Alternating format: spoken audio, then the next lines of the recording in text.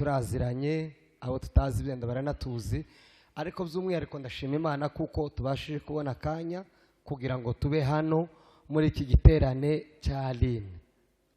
Muzukuri nguko babivuze baduhamagara numvaga bigoye, noneho nyuma yo kuduhamagara bigora cyane. Ejo sajya none ni yinga, ejo ni posho fatwa na gripe, abandi barwaye za gripe nje ndasigara. Noneho igiye kumfata izifite ubukana buremereye, uyu munsi mu gitondo hari ahantu nari kubwiriza ndahasibya kubera ukuntu naza numva meze. Ndavuga ati birarangiye. Noneho bigeze aho ariko kuko nari ndi kumwe na Paul, nababwiye ati nitutazana na Paul sinzaza, ndamwemera hari ibintu ari impano Imana yamushizemo kunda cyane kandi nemera umuntu mu mpano yiwe. Yesu ashimwe. Noneho rero anyemereye akunda kugira nawe isafari nyinshi, ngira Imana noneho bibari hano. Ndavuga ati ntacyo ninshika nubwo ntavuga waraharara akora. N'ubu rero ngiye guca umukero kugira ngo musigire umwanya akomeze. Amen. Ejo bundi ngira ngo mwabibonye ku mitandaho, hari umwana wacu wapfuye muri Amerika, umuryango wacu mutuye hano barimo bararangiza ikiriyo, uriya n'umwana wo muri famiye neza. No kuvuga ngo biragoye, byari bingoye kuba hano, ariko twaje tuzana n'umudamu bagenda hari ubwo naje nindangiza turangizanya amateraniro kugira ngo mpagere n'umuryango wacu nawe wagihura n'ibintu biremereye. Kuhaba rero kwacu n'ibintu by'ingirakamaro, ariko kuko twamenye Yesu turavuga tereka tuze tubone kuhagera nyuma. Urumva ko mu by'ukuri twigomwe byinshi kugira ngo tube hano. Amen. Ndashimira Imana kubwa Bizimana. Paul ni inshuti yanje, naramukundaga kuva kera, kandi cyo namukundiraga nasanze ari cukuri. Noneho ubu nyuma turaturanye, inzu yanje ni nkiyi, iyiwe ni nkiyi. Noneho nsanga ibyo nageza mbona kibakure koko, kandi buryo iyo turanye n'umuntu iri muguze umumenya. Ndamukunda cyane. Ndashima Imana ko ubu turi kumwe, hari mu muhana turaturanye, haba mu itorero turi kumwe. Imana ishima. Emwe nti mwobyumvaga kuko hano yavuye nti bobyumva cyane, n'abadaturanye nawe nti bobyumva, ariko bamwe baza nuko niko biza bimera. Ndashima Imana ko twazanye rero ubu turi kumwe hano, nawe ndumva igikorwa kiragenda neza. Ndashima Imana kubwa pastori ndetse n'umukozi w'Imana Aline hano. Yesu ashimwe. Yesu ashimwe. Ako muzi ukuntu twagaza twikiriza amasiroga. Jewe nabyinaga amasiroga. Amasiroga amwe y'amabuto. Hanyuma y'ubu muri mu kubyina ndi muhembwe, nagaza nkubita ukuguru nkama mpembwa. Nahembwe kera nagaza ndirimba amasiroga, karirimba za ngo ni zande za sukuma mudele kololo zari bikomeye ico gihe. Amaze wazuvuga ngo nyenye, ukamumva igitaka kiranyeganyeza, wavuga ngo Mobutu oye, abagore bitambare twazazaba bija gusiruka. None ngo turavuga ngo asifiwe Yesu, ngo amen. Mureke nabi, asifiwe Yesu. Hako kayore muri abambere. Noneho Aline nkunda abantu bakorera mu mpano za, ariko kandi nkunda ikintu kigira discipline. Aline turaziranye, nari namuzi imbere ya kwenti yaranzi ahari yamenyeye hano, ariko kandi iyo tuvuga ibi ntago tuba tubivugira kugira ngo byenda abantu bagire ngo hari intambwe abantu baba bariho, hari abandi bato basingira, ahubwo tuba tugira ngo twigishe generation zacu n'abakozi Imana irimo kuzamura kugira ngo dukurire muri discipline y'amatorero, muri discipline y'abarezi. Nicyo nashakaga kuvuga, y'abarezi. Yesu ashimwe. Pastor yarampamagaye ambwira ko ari igiterane cya Aline. Ndabati Aline usanzwe arutuziranye, impamvu atampamagaye kandi nico nkunda. Ndenda nkunda ngumwana wese Imana irimo kuzamura. Ubwo mvuga umwana si umuntu mutoya, umuntu wese uri mu itorero burya bari umwana nyine w'Imana cyangwa se umwana w'umushumba wiwe.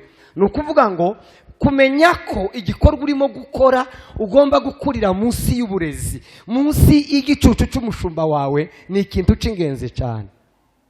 Amen. Kuko burya kwirera ni bibi kandi nta uzi ukuri wabo. Ndagushimiye rero kuri discipline. umushumba arampa niko kubona tuba tunyura mu bintu n'ibindi nuko hari icyo twabonye.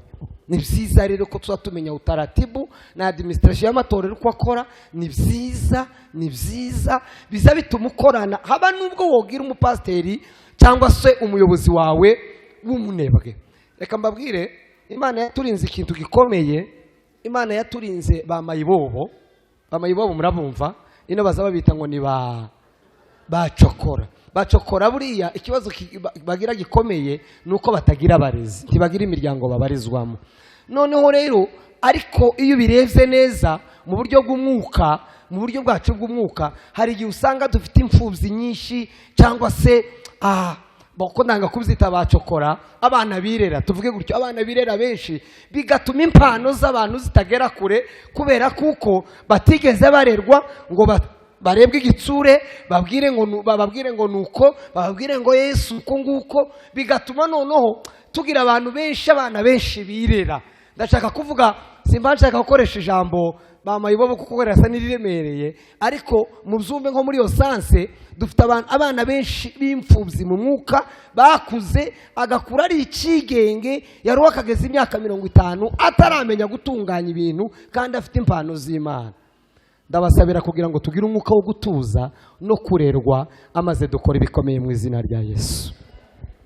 Dusenge. Data, tubiziranyeho kuko akanwa nakacu n'ubwenge warabuduhaye, hanyuma amagambo na gahunda y'ibintu kubishaka bikorwe nawe. Urabizi aba bantu bameze gutya ntaco twobabwira, ariko iyo turi kumwe nawe ngo tuzadushobozwa byose nawe. Habwa icubahiro mu izina rya Yesu, amen. Narwaniwemo n'ibintu byinshi kuko mfite umutwaro uvuga ngo niwo mutwaro Imana yampaye, kuko umuntu wese Imana yaremye cyangwa uw'Imana izampuza nawe wese agomba kuba uwo agomba kuba. Ndaza kubisobanura. Ugomba kuba uwo ugomba kuba. Kubera iyo mpamvu rero ndi mukumva ibintu byinshi mu mutima, nkumva ibintu byinshi. Naza ndeba umuntu ngahita mbona level cyangwa se urwego rukomeye yagombye kugeramo, ariko ndabona arahunamye gusa, arasa n'umeze gutyo, nkumva birambabaje. Uko duhuye rero numva nabaganiriza amagambo nkayo yo gutuma umuntu wese ashobora kuba uw'Imana yamuremeye kugira ngo abewe. Amen. Mu yandi magambo nimushaka ariko mwita n'uwo mutwe w'iryo jambo ngo Imana tishaka ko tubima icyagati. Mukite gutyo niko kuvugika neza. Imana ntishaka kuba umucagati. Imana irashaka kugira gute wuzura, uba full. Muve kuri za WhatsApp ndazibaka. Muve kuri za WhatsApp. Hano muve kuri za WhatsApp kabisa, hari abantu bambona niba batarimo kwandika ibitwa twigisha muziveho, nitugera hanze nyabona muzijeho niyo discipline yo mu materaniro. Hari abantu bakunda kubatwa na WhatsApp akamaja kuri telefone mu materaniro. Oyaye, muve ku matelefone tuganire mwore ukuntu biba byahangayikishije abandi bantu, tuba twabisengeye twakobotse, twagerana wowe kamuja kuri WhatsApp. Oya, muve kuri WhatsApp nuko atari aho menyereye, namagamba ngo we runaka yizane. Abayisilamu bazazisiga mu biratiri ya hanze imbere y'ijambo rikomeye ucyo titwoja kuri WhatsApp. Imana ntishaka ko tugira gute, ko tubima icagati. Imana irashaka ko twuzura. Nimuvuge ngo amen. Kuko sinzi nimba ari hano kandi nabivuze cyangwa nimba ari hehandi, kuko nkunda kubivuga cyane, ikuru turi tuzuye nikuru turyuzuye, ahubwo wo kwikorera iryuzuye. Kuko igizuzuye rizari remera, ariko ukagenda ufite bala, uri stable. Nawe ikuru tujye igice tiriba ryuzuye kwanza kwa mbere, kandi rizari marika gutwara gutya. Sinzi abantu bavomye ndayo murabyumva. Isafuriya ituzuye amazi uzuru hari kukumva kuragenda uri wese. Nawe ituzuye amazi uzugenda kakumenekera, ugenda ndagaza mbona ngagira cyo umutwe ukagira gutya, usaye ibintu byose umuntu azabyigiramo ukagenda ugira gutya. Imana rero ntishaka ko tuba nk'amasafuriya tuzuye. Imana irashaka ngo tube twuzuye mu izina rya Yesu. Haleluya. Umucagati ni mubi. Imana yaturemye hari urugero yadushiriyeho tugomba kugeraho. Noneho ngo tumare kugera ino ha turahuga tukaza tunyurwa na deseri. Deseri abakecuru ni bya biryo baza baguha byitwa deseri cyangwa byitwa appetizer. Bazabirya umaze kurya. Deseri sinzi ukuntu babyita. Ubundi si ibiryo. N'utuntu baza baguhiyo warangije kugira gute two kurenzaho. Twamye duhugira mu two kurenzaho imitsima n'inyama biteretsaho turaceceka. Niyo mpamvu mubona dufite ibibazo byinshi dufite ibisubizo ariko tudashoboye kubisubiza. Kubera iki? Ni gute umuntu azanyurwa n'akantu gatoya hariho ikintu kinini. Amen. Ufite umutwaro wo kuvuga ngo bene wacu. Iyo mvuze bene wacu mbabuza abanyafurika. Naho iyo mvuze nk'abanyamurenge bo sinzi uko novuga niko sinzi. Sinakla. Tibigeze no kumuranaza numva bisa nk'ibifashe nk'ihuzu.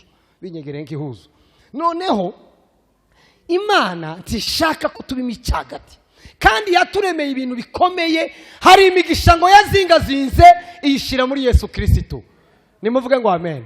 Kandi iyo migisha abapantekote iyo baje kuyibyica bazaba ngo ni imigisha ngo iri mu ijuru ngo yo kuja kunezeranwa n'Imana. Iyo ngiyo ni yabadaye. Hari indi migisha yaduhaye tugomba kunezererwa mu isi ijanye n'umwuka, ijanye n'umubiri, ijanye n'ubugingo bwacu. None ike tugira ngo mwabana mwe nimuhumure nimurebe izo mbafitiye. Tukama dukomeza tukareba utuntu dutoya utunyunyuzwa tugahuga ukamumara ubuzima bwawe bwose uzunyunyuza gusa kanyunyuzwa utarigera ukora ku biryo bikomeye papa yaguteguriye.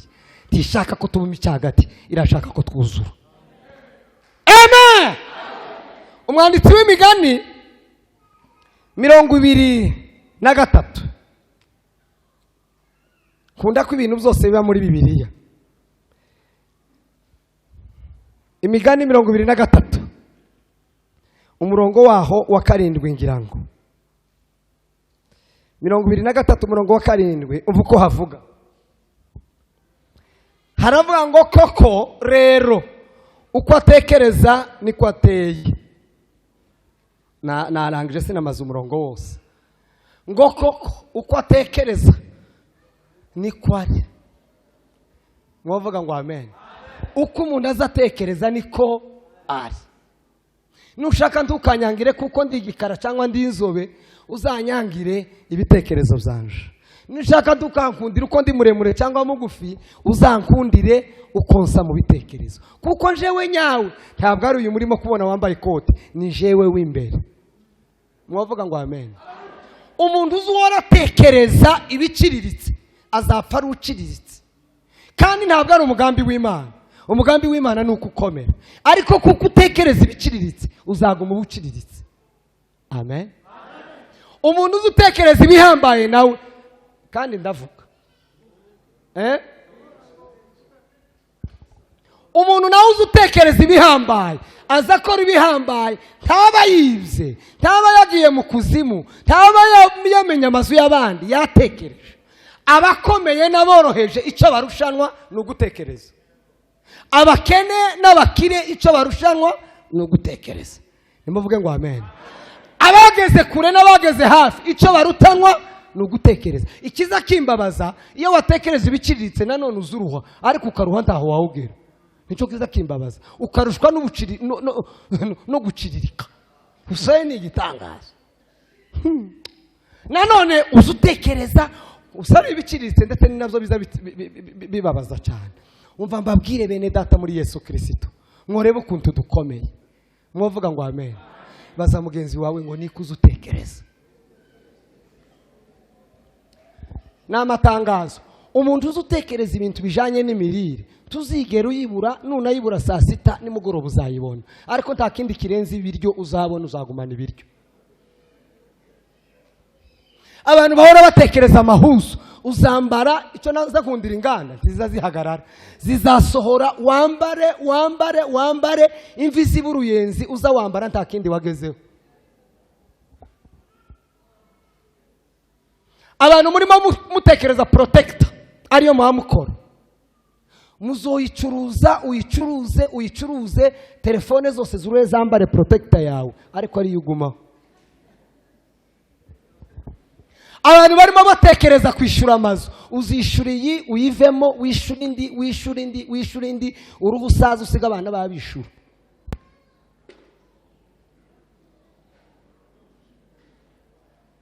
Kimwavuze ngo tuvuge, nimuvuge ngo amen. Umutima wanjye urabukunze mu izina rya Yesu. Abantu barimo batekereza ibintu byo gutega amatatu, tuzozitega, tuzitege iz'icyatsi kibisi, zitukura, izirabura, turwe dutege za jaune dupfe. Abantu barimo batekereza gukomeza kujana amakanisa handi wo gukodesha, nkaha ngaha harakodesheje, abo ni bene data turaziranye.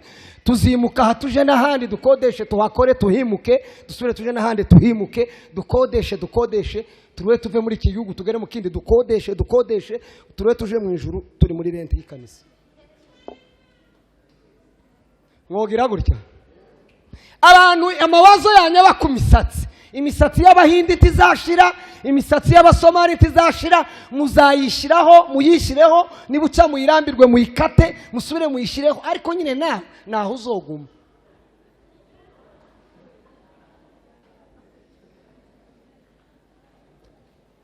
None sinzi ko bimeze, mwovuga ngo amen. Wokumva ukuntu umutima byabikubita. Musiga amarange abantu bafite ibitekerezo byabo byose biba kunzara, muzosigira izinzara, mubone izinyunda muzitengeneze ko, musige icyatsi kibisi, musubire mushireho ibindi bimeze ukuntu, uruhe noneho uzoza unanirwa kuzishiraho zikuve, urambirwe utagifite ikindi ukora. Nukuvuga ngo icyo uzoba warashoboye kugeraho mu buzima ni inzara.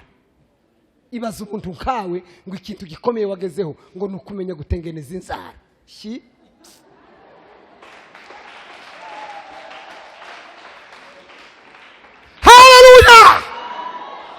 Ukuntu turi mu gutekereza niko tumeze. Abantu bonyine ibitekerezo byabo ni ukugirirwa neza, twebwe turabakene, twebwe nta kundi twogira. Nuko uzaba umukene, umuntu azoza guterera intica ntikize, akudonyere, igihe warugiye guhaga subize yafundikire, usubire usabe baguheze, usubire bagarure, wamuhora gusa ni mpa neza, ubuzima burihe burangira ari muri mpa. Igihe tugerageze ngo tugire ubwenge, mwovuga ngo amen. Imana tuyigeze iturema turi abaciriritse. Imana yaturemye turi abantu bagize gute, bari hejuru. Kandi ibyo mbabwira, gusaba si bibi, attention, no gutega imodoka si bibi, ariko ntigomba kuba fayino y'ubuzima bwacu. Uri umuntu udasanzwe, Clement, witwa Clement, uri umuntu udasanzwe papa, ntabwo uri umuntu gusa wa ivi. Kandi simbamba ngo wirate ku bantu, ariko woreba ibintu Imana ya loadinze muri wewe, woba nkubidownloadinga gutya, twaza tukureba, twaza tugenda dukubita za saliyuti. Bwira mugenzi wawe ngo uri umuntu ukomeye. Mwavuga ngo amen. Mufite gahunda nyabakiyeme. Niye gahunda dufite n'ukuri. Tubenga babwirana amakuru. Uko inyigisho zigeze kure. Izi zibafasha. Cyangwa mbabwira Paul yiyogosheshereje. Mureke tuje inama. Papa baguhagarara wafashijwe. Uba nkuza hano papa. Witwa nde? Witwa Nguvu. Ngo witwa nde? Yeme ni mukubitira no mwana amashimeshi. Turaje kubzigiterana. Uko turi mu giterane cya Aline, siko bimeze. Turi mu giterane cya Aline, ngira ngo ibingibi ni iby'ingenzi cyane. Niba bitanabaryoheraje birandyoheye. Nguri Nguvu Samson. Donc uri nguvu. Kuko Samson yari umunyembaraga. Ni munyembaraga. Niko ufite nkihe gahunda ku muzima yewe? Gahunda mfite. Banko tubwira amakuru. Gahunda mfite ya mbere, natekereje ko ntazava muri Kenya ticaranye na perezida wa Kenya. Narabyanditse ndavuga ngo ngomba kuzicarana n'abayobozi tukaganiraho. Gahunda ya kabiri, mfite nimbona ubushobozi, nzubaka amatorero yose y'umurenge yasenywe n'amayi. Imana nimba ubushobozi, nzobyara n'abana benshi. Sansa.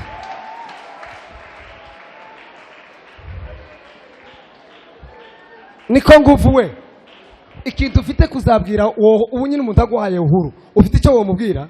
Sawa. Musore mumukubitira amashi. Ngo nagira ubushobozi azubaka. Ngiye kuguhanurira. ubushobozi bukurimo mu izina rya Yesu. Ubushobozi bukurimo. Ntabwo Imana nta zindi mbaraga ukeneye hirya y'iziri. Icyo uzakora gusa usenga Imana, nicyo tugiye kuganira, utahura imbaraga zikurimo. Fini. Hano nta muntu n'umwe ugomba gusaba imbaraga ziva mu ijuru, zaraje ziturimo. Abaefeso 3:20 haravangwa Imana ibasha gukora ibirenze kure ibyo twibwira ngo nibyo dutekereza, kandi ngo ibikoresheje iki? Ibikoresheje iki? Imbaraga zikorera muri bande. Imbaraga ziri muri bande. Uzukundu nari narakobotse ngo Mana we nohereza imbaraga, nawe yarazinyohereje. Ubu ko ndayibwira ngo Mana we mpishurira imbaraga zindimo. Fini. Nanga umuntu uciriritse haba n'Imana ntimukunda. Mwavuga ngo amen. Tugomba kuba abantu bageze ku kigero tugomba kugeraho. Mwavuga kandi ngo amen. Abanyafrika tugeze igihe tugomba kudevelopa imitekerereze yacu, noneho ikaba miremire cyane kurenza uko twatekereje n'ikindi gihe cyose, kuko dufite retard, dufite ubukererwe budasanzwe. Hano abantu bose hano kuturi hano twese dufite impano, ni nacyo cyatuzanye n'impano ya mwene data. Ariko niba uri mu gutekereza kuririmba gusa, ukazutekereza ngo uraririmba hano muri tabernacle, nuko fini. Utawutekereza ikindi kiri imbere, uzaririmba imvi nizimara kuba uruyenzo nanirwa gufata mikoro, kandi nta legacy, ntacu uzaba warasize mu isi. Tugomba kuririmba, turirimba turangiza iyo tuzanaririmba. Mwavuga ngo amen. Ari abantu nukuvuga ngo yateye indirimbo nuko abageze kumwisha impano yiwe, iyo abonye abantu barakubisa amashi ngo papa nuko umva mbahanu mbabwire ngo abaririmbyi mwe mbahanure, niko abasaza baza bavuga. Hari ibirenze gukubitirwa amashi, hari aho bigomba kugera impano yawe ikomongana mu isi yose mu izina rya Yesu Kristo. Imana ntigeze iduha impano za average, impano za 50/50. Yaduhaye impano 100%. None twebwe turi mu gukoresha 20 wakakuje ni 20%. Abo Imana yahaye gahunda yo gucuranga. No, niba ucura wewe usigaye wikompara ngo muri Nairobi yose ni wewe. Nairobi se harimo abantu bangahe? Billiard 7 kuri kompara na Nairobi. Nairobi iri ruri. Ubundi se kuri kompara n'abandi gute ngo wagize gute? Ngo muri Grand Lac oya. Wewe ahubwo ikomparinge wigereranye n'imbaraga Imana yashize muri wewe. Uvuge ngo ariko muziki Imana yashizemo ugeze kuri uwe rwego. Amen. Twego abapasiteri iyo umuntu agize Imana akabona ikanisa rimeze gutya, nuko uzamuvuga ngo abakristo bose nabanje sawa ukama wumva wabaye ikindi kintu kiraho. Aba umwe ni mwinshi, n'abangaba ni benshi, ariko hari urundi rwego rukomeye Imana igushakaho. Nimuvuge ngo amen. Ko ndabatsera amatsiko, nimurangirize mu yandi maso, nimurangize ibintu Imana idufitiye. Imana ifite ibintu ko birarereta, naho twebwe turunamye ko turatora twatakaye hasi. Hari ibintu bikomeye Imana idufitiye. Mbabwire bukeya kuri ibintu bijanye n'impano. Tuntu dukeya tujanye n'impano, tuntu tubiri cyangwa se ni nka pwezi 2. Iyo uje gukomera hari ibintu 5 kugira ngo umuntu abukomeye. Ndavuga kimwe kugira ngo umuntu ukomeye, kandi murambabarira sindimo kuvuga gukomera mu isi ngo abantu bagukubitira amaje. Gukomera kuzuye ni ukuba w'Imana yashatse ko we wuba. Amen. Ariko nibitangaza uwo mpakanya ngo ngende mbabaza umuntu wese ibyatekereza. Ariko Imana ni igitangaza pastor. Woba nkuzana nk'ibintu biri mu mitwe y'abantu no mu mitima y'abantu, woba nkukurura nk'ibintu bindi makabikubita nk'ahantu yabaye nka abantu bamwe bakwa amabara haba naje nora, kuko ndanumva haremereye, ndanumva harimo ibintu bidasanzwe. Ba papa na ba mama biti ko muratekereza iki muri no minsi? Nuko kose uko nyine yewe uko nuko ariko rino havuga ubutumwa ngabo zatera ubwoba rimwe na rimwe. Mwavuga ngo amen. Reka mbabwire iki kintu kimwe mu bintu biza bituma umuntu akomera. Nababwiye ko ari 5 ariko ndavuga kimwe, ni ugutahura impano yawe, gutahura no gukorera mu mpano yawe. niko ndi buvuge gusa, ibindi ndabireka. Gutahura no gukorera mu mpano yawe. Bwira mugenzi wawe ngo tahura kandi ukorere mu mpano yawe.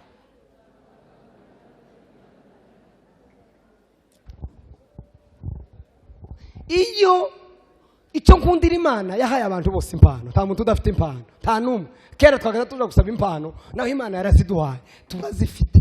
Ariko hari ibanga rikomeye mu kuyitahura. Sinzi niba ndibona umwanya wo kubabwira uburyo wamenya impano yawe, kugira ngo iyo mpano numara kuyimenya uyikoreremo. Burya impamvu muzamubona akabumbu kaza kagenda neza, impamvu umupira uzuryoha, nuko buri muntu aba yafashe nimero yiwe. Bose bakinyenga kakandi kiwacu muri Kongo tikaza karyoha, muzamukubitana mukagongana mwenyine mugatsindana. Ariko icyiza cy'akabumbu no gufata nimero. Umuntu wese hano afite nimero yiwe mu izina rya Yesu. Mu bwami bw'Imana ufite nimero yawe, kandi iyo nimero yawe ni impano Imana yagushizemo. Amen. Ugomba kunyurwa nayo wamaze kuyitahura, ukanyurwa nayo, tugakinire muri nimero itari yawe. Niko kwambara ipatari kuruta, iyo itaguteze izakuvamo mu bantu.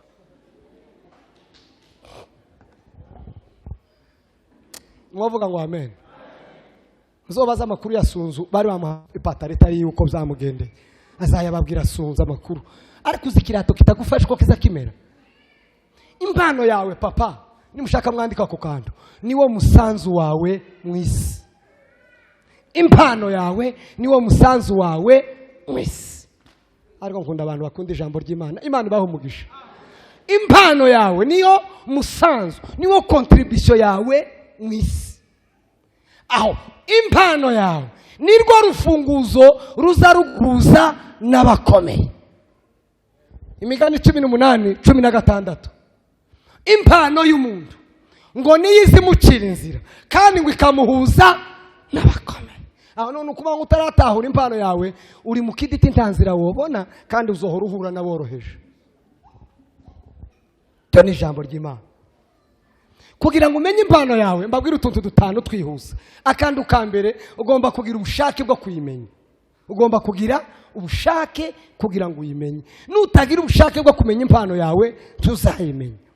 Aka kabiri, ugomba kumenya ikintu ukunda gukora cyane. Hari ikintu ukunda gukora utabihatiwe, utabyingingiwe, utanabihembewe, ukumva uragikunda. Yewe tuzuna abantu umushahara ni ikintu uzubitekerezaho cyane.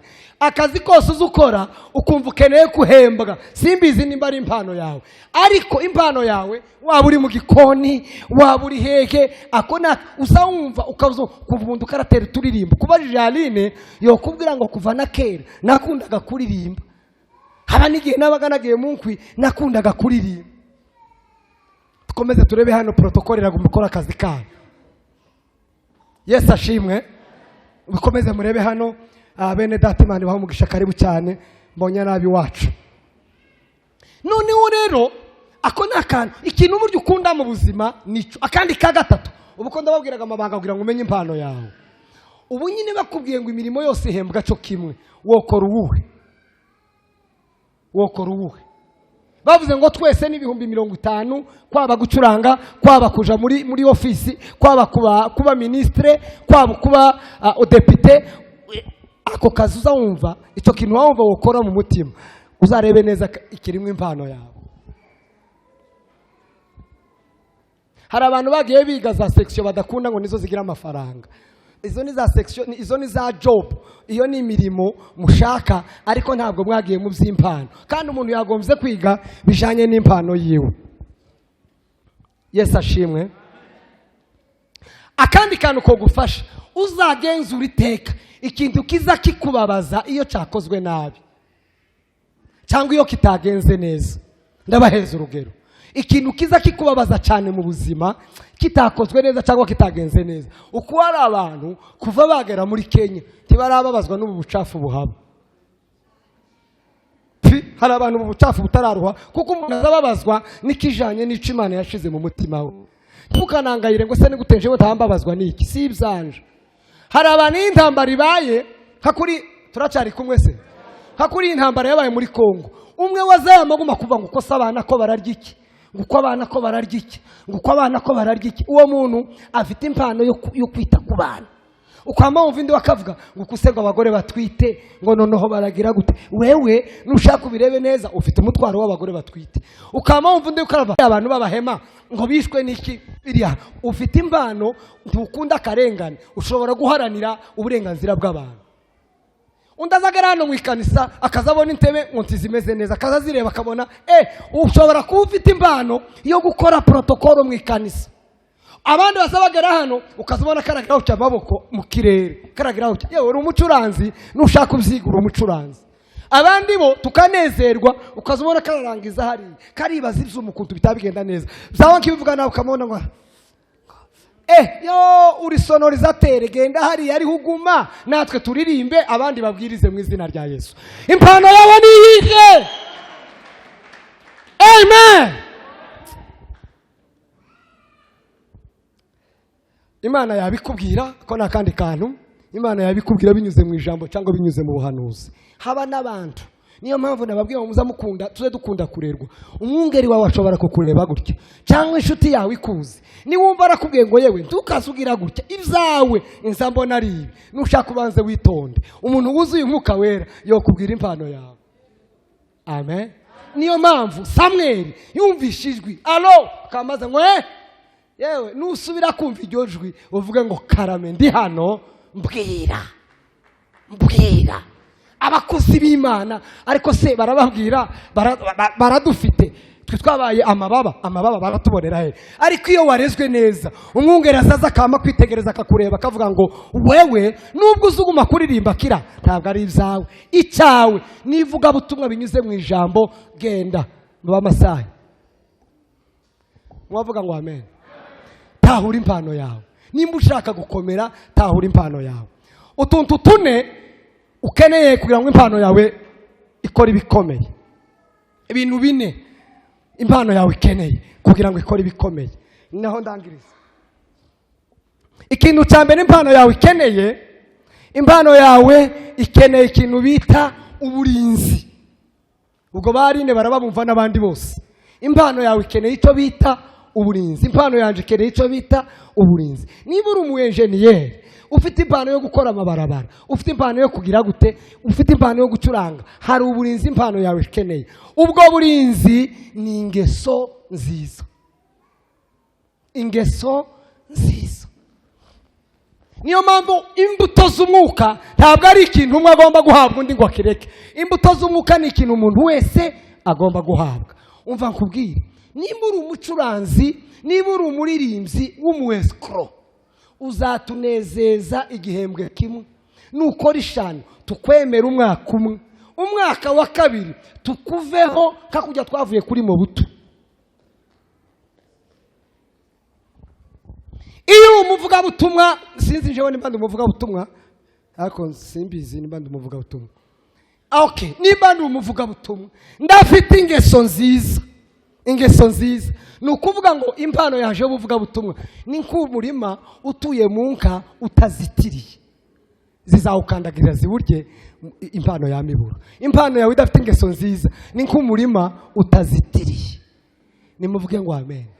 Umva mbabwire bene data, mfite ubwoba bwinshi ariko koko Kongo yo nakira, ibi bihugu byacu bigakira ubu ngubu ikitugejeje hano ni ubuyobozi bubi, muranyihanganira, n'ubukungu ubu nyine kweri bagushinga umuhanda ubivira umuhanda, kubakisha umuhanda ubivira ugahuruka mu Minembwe. Wohuruka uyu muhanda, wohuruka mu Minembwe cyangwa wokwinjirira muri wewe hano ukaguma mu nda, woguhurukamo cyangwa kaburimbo yose yoguhera mu nda. Hari abantu bagira inda nini bazamarya na kaburimbo bakayimira bakayimara. Tubenka bazamurira Yesu icyo bariho nimba turi kumwe. Umva mbabwire, Bwana Yesu asifiwe. Dukeneye abantu buzuye ingeso nziza, dukeneye abantu bafite character, dukeneye abantu buzuye impano z'umwuka. Ubu ngubu dusigaye tubwiriza abantu bakanga kutwumva abapasiteri ngo twabaye amabandi. Ariko nizoza mvuga pasiteri ndi hano, wewe nuza hano tukamuvuge utugapima.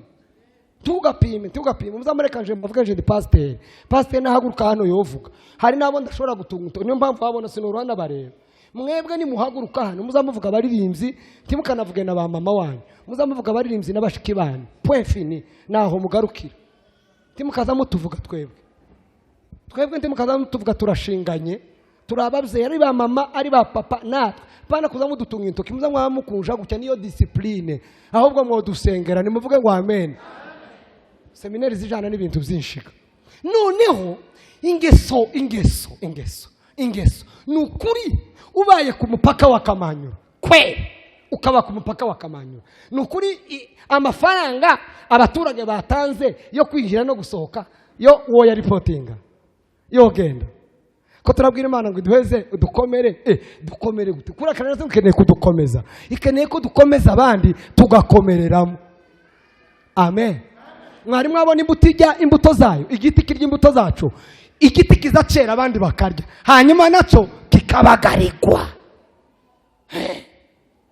Niba ufite impano ibyo bintu bisaba guhanura ngo dusenge ariko ukaba uri umuntu w'umusambanyi w'indaya ndakurahiriye nta kintu na kimwe uhaye ukora kuko ejo uwo mwobo urimo gucukura uzakugwamo kandi hari ikintu nabonye kigoye mu isi kugarura icyizere iyo cyatakaye ahubwo aho kurwana intambara yo kugarura icyizere wowe urwana intambara yo kugira ngo ukigumane ako kandi umukandike aho kugira ngo urwane intambara yo kugarura icyizere mu bantu woshora intambara Clement yasinziriye woshora intambara yo kugira ngo icyizere kitakuvaho ari mu kunaniza bakatubeshera abantu bamwe bakatuvaho batubesheye ibaze none hari uko byabaye umva mbabwire bene data abaririmbyi bari hano nimuzamura amaboko tureba abaririmbyi mwese muri hano kuko turi mu giterane cya Aline amen. Kuri yanti tuzatwumva ibyo muzamuririmba umwanya munini tuzatwumva ibyo muzamuririmba tuzatureba ibibabamo ibyo mukora nibyo tuzatwumva ako kantu mwakumvise burya inshuro nyinshi ba mama nimushaka muzoza musonesha makeya musige ibirato gahoro biranti tuzatubibona cyane tuzadukunda kumva ibibavuyemo donc ibyo muzamukora nibyo biza bitugeraho. Birababaje kuba umuririmbyi ariko ukaba itorero ryo kwiganyira kugutumira ngo uze kuririmba iwabo naho undi we ko baramurwanira ngo aje kuririmba iwabo. Birababaje kuba umuvuga butumwa nkanje ariko umumama totinyuka kunsigira abana biwe mu rugo uyu muvuga butumwa mu mube hafi ni kintu gikomeye. Umva mbabwira abanyafrika umwuka wo kwiba umwuka wo kubeshya umwuka wo buriganya ikisigiye cyawo tuwureke mu izina rya Yesu. Nimba dushaka ko Imana idukoresha ibikomeye tugira ingeso nziza. Imana ntize kunda kuduheza ibintu tudashoboye kuba gutwara tiyo guha umutwaro kwa kundi toguye ikigeragezo kirenze uko wo kwihanganira niko itoguha n'umugisha utokwihanganira ako ngako nkavuyeho ariko mubimenye neza nishaka umuntu yokagumaho dukeneye ingeso nziza nimuvuge ngo amen. Hazi inyigisho zivuga gute hazi inyigisho zivuye hehe hazi inyigisho zivuye hehe uku rero uko nteye uko abantu banzi nico cotuma cyonyine n'ijambo mvuze ryumvikana. Andika kakana aho ingeso zawe zitorenga impano yawe ntiyori yakomanga aho ingeso zawe zitorenga impano yawe ntiyoruhigira gute ihakomanga tiyohagera. Mu yandi magambo hano hariho nk'umuntu n'ivyifaranga hano biragoye kugira ngo yumve ivyo ndimo kuvuga haba nubwo nomanura isi kamanura ijuru. Abapapa dukeneye abapapa buzuye imbuto z'umwuka dukeneye abaririmbyi buzuye imbuto z'umwuka ukazuririmba tukanavuga ngo nubwo aririmbyi ariko nubundi uriya muntu ni umukristo. Hari abantu bogoreranye bavuganye hano mu materaniro baravuga ngo sura muntu ngo azaba umukristo none uko twese turi abakristo hano ariko bahita babaza gusa azaba umukristo mugenzi we aramubwira ngo kuva namumenye ngo numvishe ko ari umukristo ngo sindamwumvaho skandal kandi reka mbabwire mworebe ukuntu sitani ari mu kudutegera imitego. Ubushize ejo bundi nasimze imitego nimba ari 7 kuva mbaye wirindwi mwiyinga rimwe irindwi mwiyinga rimwe. Mwebwe iyo tuvuzaga imitego mwebwe mugira imana muza mwamureba ibirozi apana ibirozi imitego yayindi igomba kugukura mu mavuta nta mwanya mfite nari kubabwira amakuru y'umugabo wo muri Amerika. Umva mbabwire, abakamera muzamukamerana amavuta yose n'ingeso nziza mu izina rya Yesu. Indirimbo y'umuntu nisohoka undi ntakayibe mu izina rya Yesu. Nubona impano yawe igize urupango ufite security. Akakabiri hakenewe amavuta. Impano y'umuntu yose ikeneye amavuta. Amavuta n'amasengesho. Amavuta ni iki? Ni amasengesho. Abashaka kuba productive, abatashaka gutanga umusaruro mu z'ubwami no gusenga. Reka mbabwire hari amavuta ya buri kintu cyose. Amavuta y'ivy'Imana azava mu masengesho. Iyo amava abaye makeye impano zicumbagira. Mwari mwumva imodoka icyuma ibyuma by'imodoka iyo bidafite amavuta ukuntu bizabimera, bizabikorogosho. Ariko harimo amavuta bizabinyerera naho ntakiza kirya ikindi. Nimureke dusenge nibwo Imana izazifata impano ziturimo zikubite mu mitima y'abantu zinjire amaze zizana iminyago kuri Yesu Kristo. Mwavuga ngo amen. Abaririmbyi bacu mugabanye repetition yewe muzamugira imyanya imwe gusa yo gusenga. Musenge mwige indirimbo amaze muyisengere Mana we. Niyo mpamvu muri mukubona dusigaye tugira ibyuya byinshi ariko impact ikaba nkeya. Muzi impamvu amasengesho niyaza yinjiza ibyo tuba tuvuga mu mitima y'abantu, kuko ndi wo kwinjira mu mutima. Akandi kantu ka gatatu, impano yawe ikeneye ityazo. Impano yawe ikeneye iki? Ityazo. Itupa cyangwa se ityazo ni inyigisho, uburezi, amahugurwa, izo zose. Mbega ko kantu kunduka tugoye muri iki gihe. Uzi kurimo gusanga twese twarabaye ba maître n'abantu bafite za masters cyangwa PhD. Umuntu wa master nzi kintu maître. Umva mbabwire shuti z'umusaraba, nimba ukeneye kugera kure wemere kwiga. Ni wanga kwiga ubwo uzabugeze hagufi naho uzagarukira. Impano yawe yose ufite uzakunde kwirererwa munsi y'umwungeri cyangwa undi muntu wawe ukurera. Abana bacu mwese n'abantu bakuze bari hano, mureke twemere kwiga, duce bugufi, twige dusengerwe, twige dukurire. Ntawuzi usumba bose, hari aho tugomba gukurira. Nusanga umuntu afite icyo akurusha ureka kwigisha. Niba yiswe n'umuyobozi wawe umucire bugufi. Umwuka wa bene Kora wo kugumuka tuwange, umwuka wa bene wa Eri wo kudacaha tuwange. Mureke bene wacu, reka mbabwire nakangaka mwavuga ngo amen. Kubera kutarerwa ibintu biri mu kuvugirwa mu materaniro ntibibaho. Iriya ni ikibazo cyo kwanga kurerwa. Nta muntu uhagarara materaniro ubundi ufashe mikoro, iyo kundimo kuvuga timugireka ko ndavuga gusa ko muransoma ndavanga bamwe bampaye 0 abandi 5 abandi 10. Kubera iki? Ko ndasohora, ko ndavuga. Nimushaka kuvugira hano tubigabanye, manze mureke dukure mwokagira Imana. Nimureke turerwe. Umuntu ari mu guhagarara hano ku gatuti yakubita ikijambo akamata 6 kuri WhatsApp. None ubu ngubu twese twagize garutari imwe ni WhatsApp.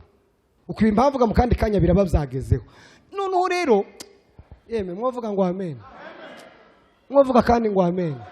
Ndabizi durashaka. Nzambabwira ubuhamya bwanje. Nigeze kuzamvuna intebe nkizi. Nigeze kuyivuna imwe, navunye imwe. Ngo umwuka wasaza, umwuka uzusara nkavuna intebe. Ariko ikiza kimbabaza suko nayivunye. Nababajwe ko nta pastori wanyegereye ngo abwire ngo izo ni bikurimo. Jewe ntawo yivuna yoje akamukunji kuyigura. Kuko narabimenye. Timovuga ngo amen. Yewe iyi sente woyihagararaho ngo wuzuye umwuka wa Yesu kweli. Hari Yesu wahagaze kuri sente ngo yahagaze ku mazi ntidufite Mombasa genda. Hogarera hejuru ya Mombasa. Kuraza kuduhagarira kuri sente ndetse n'abayivuza ntimukaza mukubita cyane. Muzamuca amato. None wewe turageka mukunji Nairobi iyi sente ni ibihumbi nk'ijana. None wowe uraje ngo baza bakoreka nawe ucuranze. Turiga tibarakwereka kuzagira n'ibigufu ngo pupu ngo sente yarapfuye ngo paste abakoranti banakigura n'ivyuma ngo paste sente twaguze ejo bundi. Nimureke kwica ibintu nabi. Ibintu byose biza byigwa mu izina rya Yesu.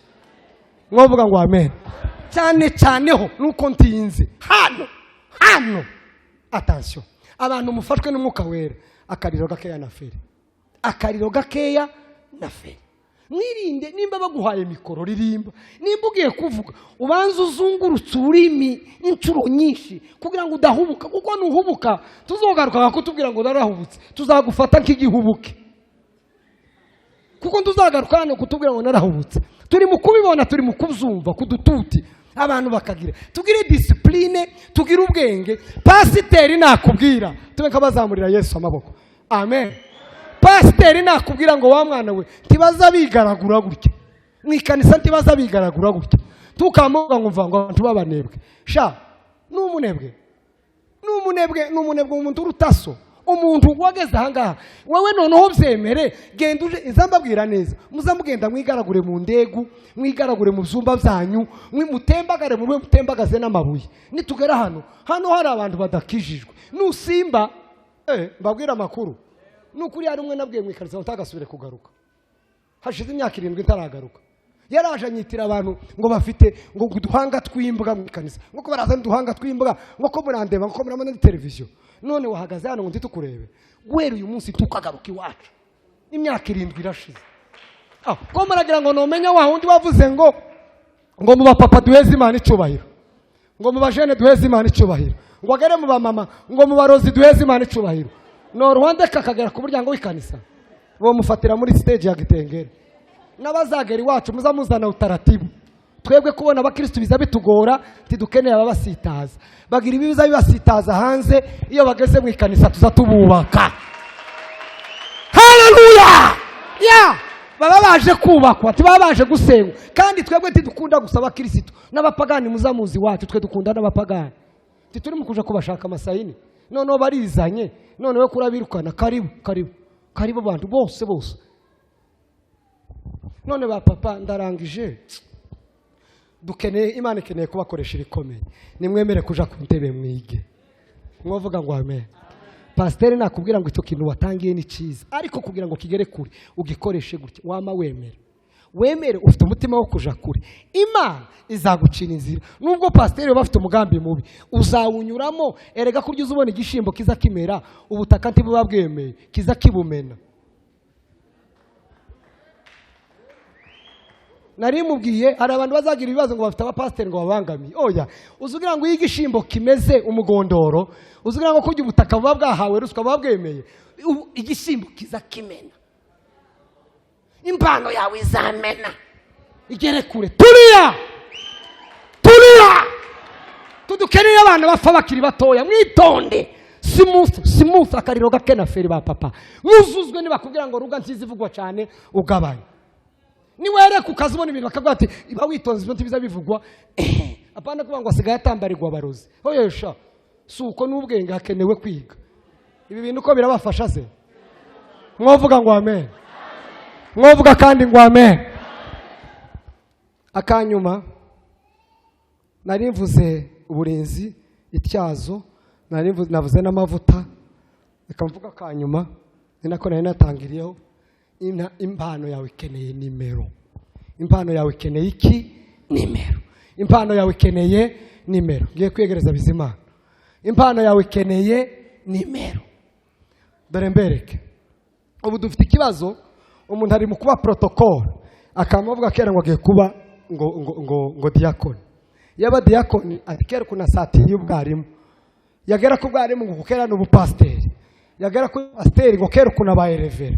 Yagera kuri revera ngo kera ko yabaye bishop. Yagera kuri bishop ngo yabaye, yava kuri apotre akavuga ngo agiye kuba muzoruha mube ba Yesu, cyangwa muzaruha mube ba mareshali.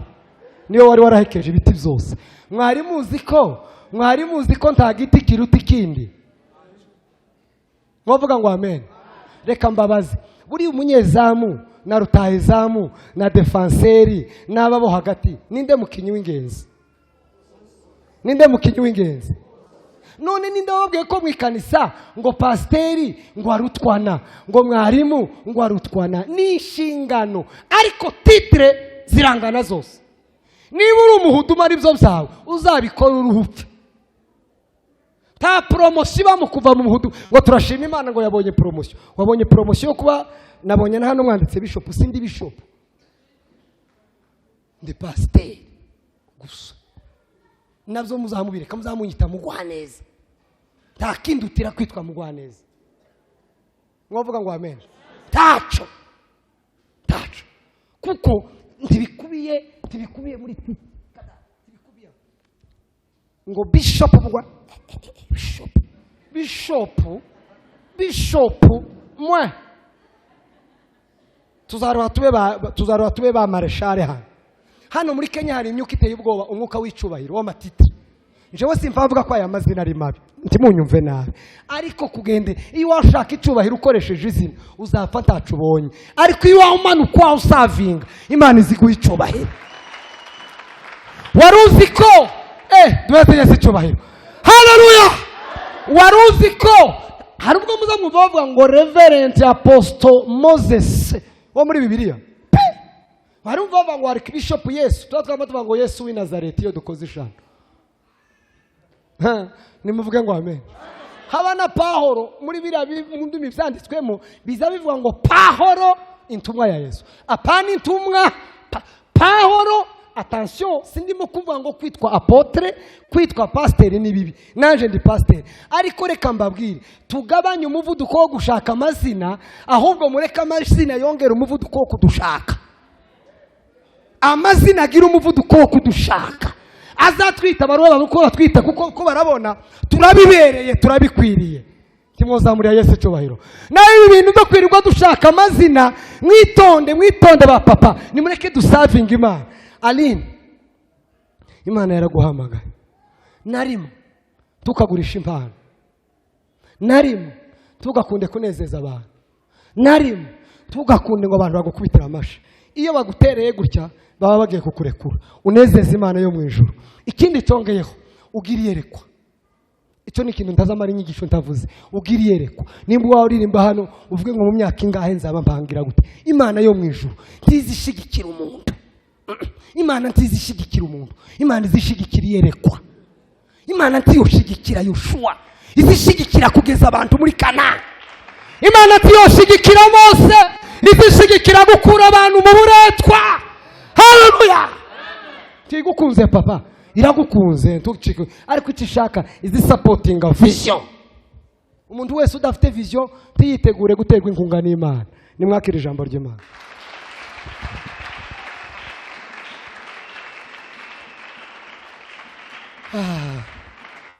Asifiwe Yesu. Muziko ko ngiye gukira. Abantu bishimiye ko ngiye gukira nibagire gukira. Imana ibaho mugisha. Abasore nka batatu nimutambuke hano imbere bishimiye ko Kongo yokira. Abantu nka batatu. Takibazo abasore se barabanguka gute? Nguvu. None se papa ko ngiye gukira, umusanzu wawe uziko yagize ibibazo byinshi. Kurabona ugiye umusanzu wawe nutaha nuwe wo gufasha abaturage gute yewe ubushobozi bubaye buhari tukubaka nk'amashuri bwova he papa mu gukora imishinga iteza imbere abaturage. Niko umusanzu wawe ko wabona muri Kongo utugega gutaha. Yeme bwira mugenzi wawe ngo tugiye gusubira iwacu. Aho uko ugiye gusubirayo gute? Niko wabona uzakora yewe. Ko ndasenga Imana ngo izomfashe zojana y'ubutunzi, zomfashe imfubyi n'abapfakasi. Aho kurabushaka se? Ko ndabushaka cyane. Uzuzuka sangapi? Uzavuka saa 2. Ukaryama sangapi? Karyama saa 5. Uzuzuka saa 2 ukaryama saa 5. Uzozuzuka nutinda cyane saa 11 cyangwa saa 10 wewe uzogira gute wacu? Ndamutse mbaye umuyobozi se cyane. Oya ugiye kwa musubiri wacu umeze gutya. Ikintu wa umusanzu wawe muri Kongo no icyambere no kwigisha abantu gukora, kwigira. Uzukora Nza nkora. Nukuri uzuzuka giye kukaryama. Nza ndyama saa 7 ngabyuka saa 1. Komera munyomoza se muryama mu nzimwe birazwi. Duheze Yesu cyubahiro. Amen. Amen. Amen. Ubwoba mfite ubu ngubu muri Kongo haje kuba intambara, abantu bari basigaye bacorana ku makoti. Ndatinze bagatora umuntu ku ikote gutya n'icyake, ni ukuvuga ngo yagurishije inka, bakamuryamira hariya bakamwica. Ubundi ko turavuga ngo dutahe, dufite iki tugiye kujana iwacu? Umva zamura ukuboko kwawe gutya. Iyo umuntu yageze mu byo akunda, ndaza kuruha ngeze imuhira, vuga ngo Mwami Yesu, wandemye ngomba kuzura, ndambiwe ubuzima bwo kuba umucagati, nyuzuza Mana, mpishurira impano yanje kandi umpe kuyikorera, maze ngira umumaro mu isi, ubuzima bwanje bugirira isi umumaro, mu izina rya Yesu, amen. Karibu papa.